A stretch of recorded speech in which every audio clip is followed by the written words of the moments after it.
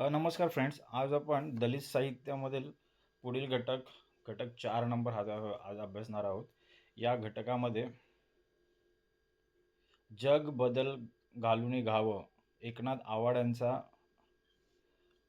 एक कथन आहे, पाठ आहे. हा पाठातील आपण आज अभ्यास करणार आहोत.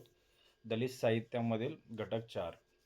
घटकाचं नाव आहे जग बदल घालूनी घावं एकनाथ आवाड. याचे उद्देश काय या घटकाचा? तर दलित आत्मकथनाचे स्वरूप व विषय समजावून घेणे, ग्रामीण दलित समाजातील जीवनबद्दल समजून घेता येईल. पुढे दलित जीवन व्यवहार समजून घेता येईल या घटकातून. पुढे आत्मकथनातून आत्मभान असलेले जीवन अनुभवता येईल. तर हे प्रमुख उद्दिष्ट आहेत ह्या घटकाचे. 1960 नंतरचा काळ हा परिवर्तनाचा काळ म्हणून ओळखला जातो. स्वातंत्र्याच्या उत्साहानंतर दृष्टिकोनामध्ये स्फूर्ती आणि जाणीव निर्माण झाली. मराठी साहित्यात शेवटच्या दशकात मोठे बदल झालेले दिसून आले. पुढे दलित, आदिवासी, स्त्रिया, वंचित, उपेक्षित जनसमूह यांच्या जीवनावर भाष्य करणारे साहित्य निर्माण झाले. दलित साहित्यातून वेदना, व्यथा, विद्रोह आणि नकार दर्शवणारे साहित्य अभिव्यक्त झाले. पुढे सामाजिक बहिष्करण, हिंसा तसेच पुरुषी वागणूक यांवर दलित साहित्य तसेच कथा, कादंबरी, नाटक, आत्मकथन आणि कविता यांसारख्या प्रकारातून दलित जीवन व्यक्त झालेलं दिसून येते. दलित साहित्याने दलित आत्मकथन हा शब्दप्रयोग स्वीकारला. यात दलित आणि आदिवासी समाजाच्या लेखकांनी आपल्या जीवनातील संघर्ष, दुःख, दारिद्र्य आणि वेदनांचा अनुभव मांडला. एकनाथ आवाड यांचे आत्मचरित्र जग बदल घालूनी घावं हे महत्त्वाचे ठरले. आज आपण ह्याच आत्मचरित्राचा आपण अभ्यास करणार आहोत. डॉक्टर बाबासाहेब आंबेडकर यांच्या विचार आणि कार्याचा प्रभाव एकनाथ आवाड डॉक्टर बाबासाहेब आंबेडकरांना कायम बाप मानत असे. आंबेडकरांचे साहित्य वाचून त्यांच्यावर खूप मोठा प्रभाव पडला. आवाड यांचा जन्म महाराष्ट्रातील मराठवाड्यामध्ये झाला आहे, जिथे शिक्षणापासून वंचित असलेल्या कुटुंबात त्यांचा जन्म झाला होता. त्यांच्या लिखाणातून महारांची अवलाद या नावाने हिणवणाऱ्यांना उत्तर दिले. महारांची अवलाद ही घरात भाकरीची गरज राबवणारी माणसं, बापानं भाकर मागायला लावणारी माणसं आणि मातीत केलेली असेल तर ती एक वेळ जमात आहे, असे मत त्यांनी मांडले. त्यांनी दलित समाजात शिक्षण आणि स्वाभिमानाचे महत्त्व रुजवले. शिक्षणापासून वंचित असलेल्या मुलांसाठी त्यांचे काम महत्त्वाचे ठरले. समाजकार्याची सुरुवात. माणूस हा श्रमातून मोठा बनतो आणि समाजात नेमके कोणते काम करावे हे निसर्गाने ठरवले नाही. कालांतराने बदललेल्या मार्गामुळे मागासलेल्या लोकांचे प्रश्न वाढले. डॉक्टर बाबासाहेब आंबेडकरांमुळे त्यांच्या शिक्षणाबद्दल जागरूकता आली. MSW झाल्यावर त्यांनी संघटनांमध्ये काम केले.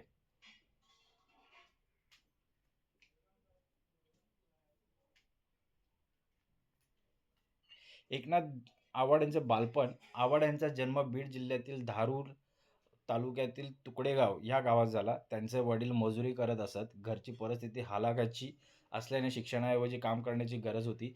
ते आपल्या बालपणात मी कुशल व्हावं, भीक मागू नये असे बोलत असत. शिक्षण हे वाघिणीचे दूध आहे या आंबेडकरांच्या विचारांनी आवाड प्रेरित झाले. घराची आर्थिक परिस्थिती खूपच बिकट असल्याने त्यांनी शिक्षण सोडले. स्वतःच्या वडिलांच्या विरोधात जाऊन त्यांनी शिक्षण पूर्ण केले. MSW झाले, पण शिक्षणाचा उपयोग स्वतःसाठी न करता गरीब जनतेसाठी त्यांनी केला. आवाडांचे सामाजिक संघर्ष. समाजात बदल घडवून आणण्यासाठी त्यांनी आत्मबळ आणि आत्मविश्वास निर्माण केला. प्रत्येक संघर्षात त्यांनी आपले सुखदुःख बाजूला ठेवले. आपण महिपत्यात एकटी मही मागतो हे वाक्य आत्मसन्मानाचे प्रतीक आहे. आवाडांची पत्नी गावाबाईचे लग्न आवाडांशी झाले. त्यांच्या वडिलांनी हे लग्न मान्य नव्हते, त्यामुळे त्यांनी घरचे विभाजन करून गावाबाईला वेगळे राहण्यास सांगितले. गावाबाईंनी अस्पृश्यतेचा त्रास सहन करावा लागला. एका हॉस्पिटलमध्ये गावाबाई डॉक्टरांनी सांगितलेले काम करत होती. शिक्षण पूर्ण करण्यासाठी गावाबाईंनी आवाडांना आधार दिला.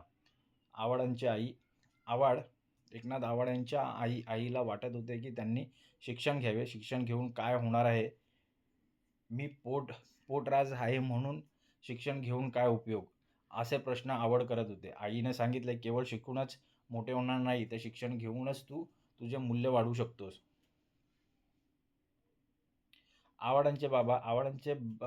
आव्हाडांचे वडील पोटराज असल्याने त्यांना कुटुंबाचं भरणपोषण करण्याची काळजी होती. त्यांनी मजुरी करून आपल्या मुलांना शिकवले. आव्हाड यांनी शिक्षण पूर्ण करून चांगले शिक्षण करावे अशी वडिलांची इच्छा होती. गावी परतल्यावर गावातील समस्या पाहून वडिलांनी त्यांना शिक्षण पूर्ण करण्याची प्रेरणा दिली. पुढे एकनाथ आव्हाड यांची वैचारिक भूमिका आणि कार्यप्रणाली. आव्हाड यांनी दलित साहित्य, सामाजिक विषमतेवर आणि गरिबांच्या जीवनावर भाष्य केले. त्यांनी शिक्षणाचे महत्त्व समजावले आणि दलित बांधवांना त्यांच्या हक्कासाठी लढण्यास शिकवले. गावातील मजुरांना त्यांच्या हक्कासाठी लढण्यास, अस्पृश्यतेविरुद्ध आवाज उठवण्यास मदत केली. एकनाथ आव्हाड यांचा सामाजिक, राजकीय आणि शैक्षणिक संघर्ष. ग्रामीण जीवनातील दारिद्र्य आणि सामाजिक विषमतेविरुद्ध आव्हाड यांनी काम केले. शिक्षणाने त्यांचे जीवन बदलले. आव्हाड यांच्या सारांश काय, निष्कर्ष काय या घटकाचा हां. आव्हाड यांच्या जीवनातील संघर्ष आणि समाजात बदल घडण्याची तळमळ दर्शवली. त्यांनी शिक्षण, स्वाभिमान आणि समाजसेवा यावर जोर दिला. जग बदल घालून घावं हे आत्मचरित्र दलित साहित्यातील महत्त्वाचे योगदान ठरले.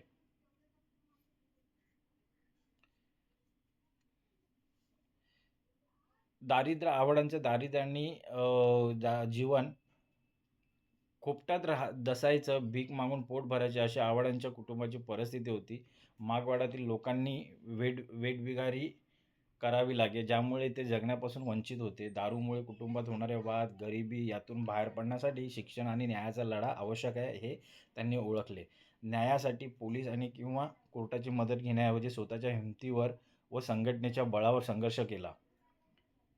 पुढे जाती धर्मावर आधारित विषमतेचा परिणाम. परिस्थितीमुळे माणूस गुलामगिरीत असतो, पण आव्हाड यांनी स्वाभिमानी जीवन जगण्यासाठी स्वबळावर शिक्षण घेतले. शिक्षण नसल्यामुळे जाती धर्माच्या रूढी परंपरा अधिक घट्ट होतात. शिक्षण,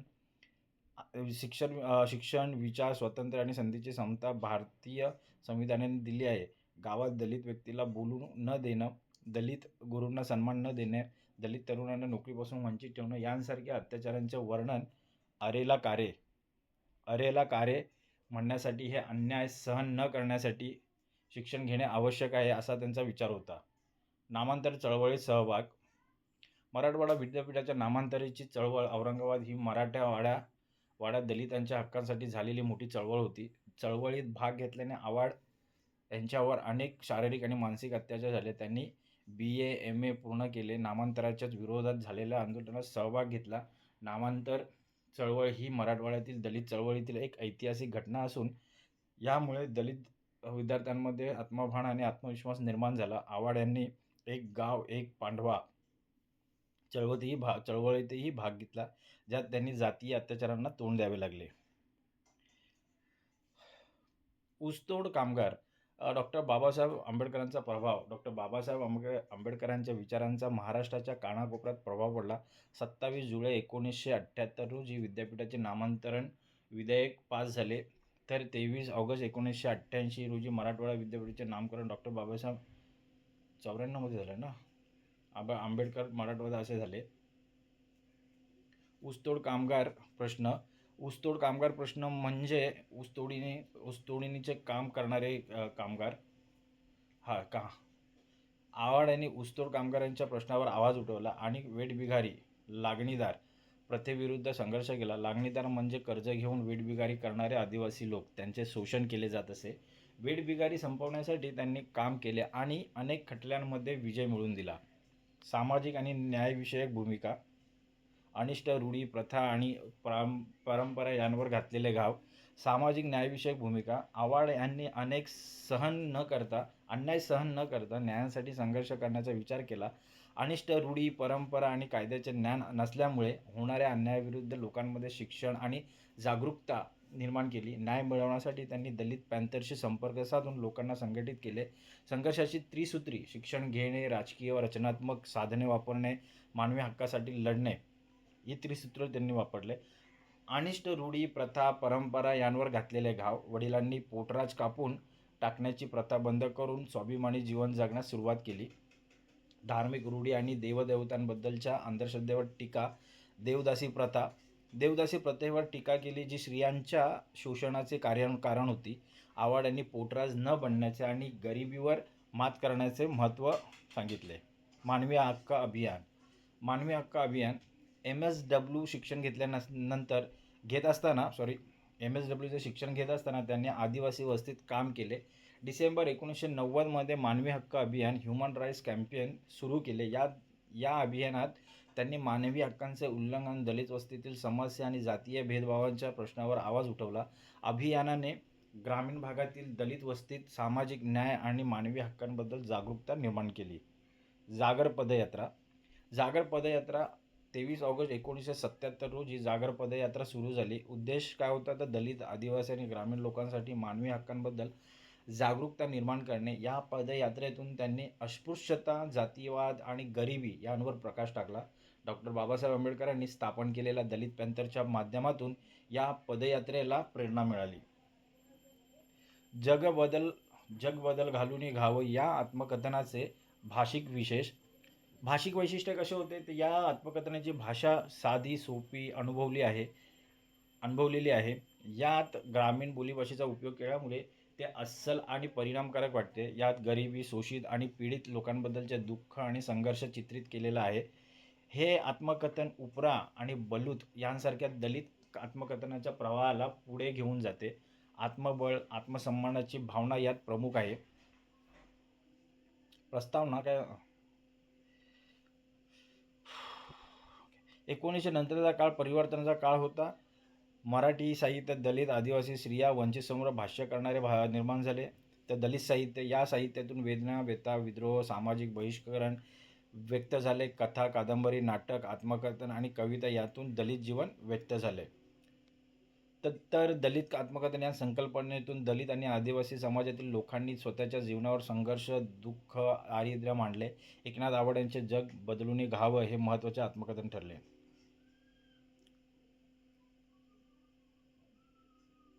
हे झालंय.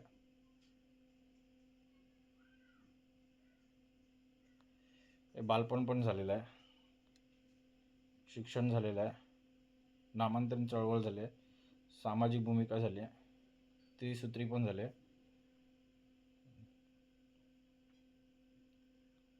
ओके, तर दीर्घ उत्तरी प्रश्न पाहूया. एकनाथ आव्हाड यांच्या जग बदल घालून घावं या आत्मकथनाच्या भाषिक आणि आशयसूत्राचे सविस्तर विवेचन करा. जग बदल घालून घावं या एकनाथ आव्हाड यांचे आत्मकथन दलित साहित्यातील महत्त्वाचे योगदान आहे. याचे भाषिक आणि आशयसूत्र खालीलप्रमाणे. भाषिक वैशिष्ट्य कसे आहेत तर ग्रामीण बोलीभाषा. या आत्मकथनाची भाषा साधी, सोपी, अनुभवलेली आहे. यात ग्रामीण बोलीभाषेचा उपयोग केला आहे, ज्यामुळे ते अस्सल आणि परिणामकारक वाटते. सजीव चित्रण. लेखकाने विविध घटना प्रसंगावर, अन्याय, अत्याचार यांवर थेट भाष्य केले आहे. भाषिक शुद्धतेचा आग्रह न धरता त्यांनी तत्कालीन जीवनव्यवहार, सामाजिक आणि आर्थिक, धार्मिक आणि सांस्कृतिक व्यवहार दर्शवणारी भाषा वापरली आहे. आत्मभान. लेखकाने आत्मबळ आणि आत्मसन्मानाची भावना व्यक्त करण्यासाठी भाषा वापरलेली आहे. आशयसूत्र. संघर्ष आणि दारिद्र्य. यात ग्रामीण दलित समाजातील गरिबी, शोषण आणि वेदनांचे यथार्थ चित्रण आहे. भीक न मागता स्वाभिमानी जीवन जगण्याचा संघर्ष दर्शवलेला आहे. डॉक्टर आंबेडकरांचा प्रभाव. डॉक्टर बाबासाहेब आंबेडकरांचे विचार आव्हाड यांच्या जीवनाचे आणि सामाजिक कार्याची प्रमुख प्रेरणा ठरली.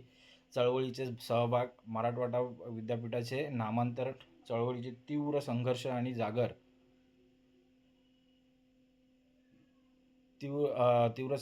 जागर पदयात्रा आणि मानवी हक्क अभियान यांसारख्या कार्यांचा तपशील दिलेला आहे.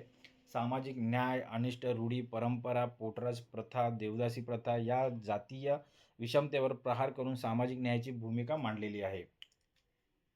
प्रश्न 2. एकनाथ आव्हाड यांनी दलित नेता म्हणून केलेल्या सामाजिक कार्याचे सविस्तर वर्णन करा.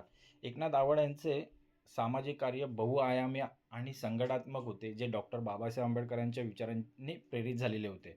दलित वस्तीतील काम आणि शिक्षण. MSW चे शिक्षण घेत असताना त्यांनी आदिवासी वस्तीत काम केले. शिक्षणाचा उपयोग स्वतःसाठी न करता वंचित आणि गरिबांच्या कल्याणासाठी केला. वेठबिगारीविरुद्ध लढा. त्यांनी ऊसतोड कामगार आणि आदिवासी समाजातील लागणीदार वेठबिगारी प्रथेविरुद्ध आणि तीव्र संघर्ष केला. सुमारे 500 वेठबिगारी मजुरांना त्यांच्या मालकांच्या तावडीतून सोडवले. नामांतर चळवळीतील सहभाग.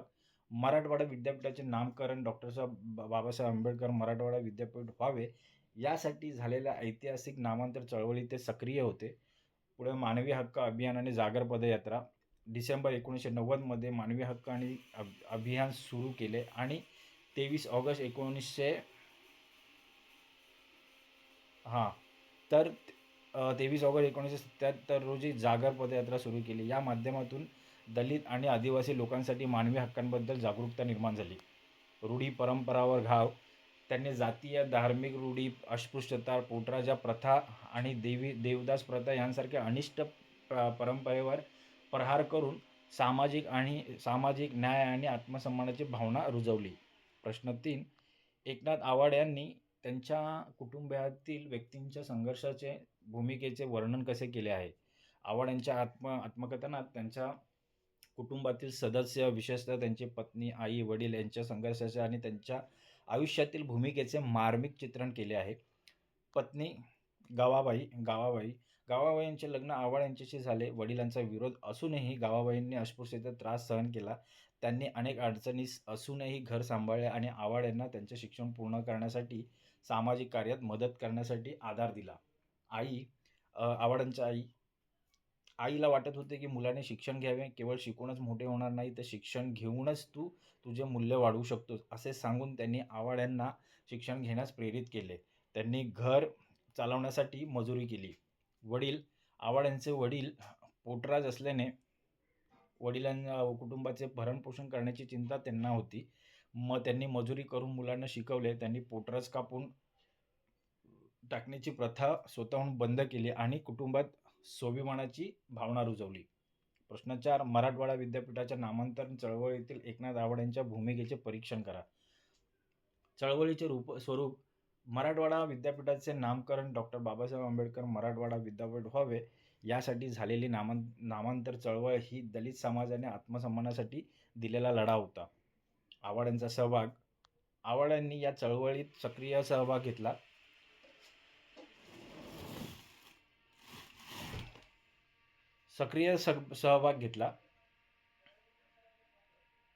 नामांतराच्या विरोधात झालेले त्यांनी ते अग्रभागी होते.